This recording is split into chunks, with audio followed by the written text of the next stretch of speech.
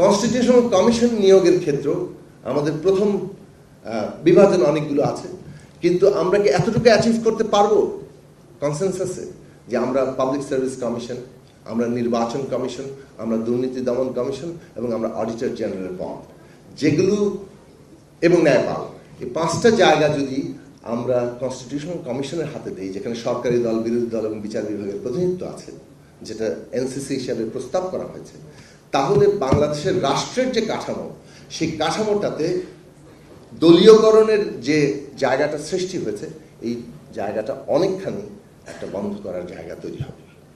Article 17 এখন প্রায় ঐক্যমত্য তৈরি হয়ে যাচ্ছে এবং আপার হাউসে তো সংখ্যানুপাতিক প্রতিনিধিত্বের প্রশ্নটি এখনো পর্যন্ত ঝুলে আছে।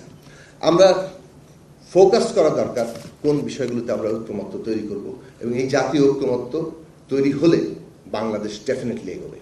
লাস্ট বাক্য, যেসব বিষয়ে আমরা ঐক্য তৈরি করেছি সেটাই কিন্তু কনসেনসাস, সবাই মিলে এখন আছি, কোনো একক শক্তি কিন্তু ড্রাইভিং সিটে নাই। কাজেই consensus should be the method. পদ্ধতিগতভাবে কনসেনসাসের বাইরে আমরা অন্য কোথাও যেতে পারি না। কনসেনসাস তৈরি করা সেটার কারণে গুরুত্বপূর্ণ। প্রফেসর আলী রিয়াদ সহ যারা কনসেনসাস কমিশনের মেম্বার, প্রত্যেকের হাতে একটা ঐতিহাসিক দায়িত্ব আছে। আর যেসব বিষয়ে আমাদের দ্বিমত আছে, আমরা জনগণের কাছে যাই, নির্বাচনী ম্যানিফেস্টো নিয়ে যাই।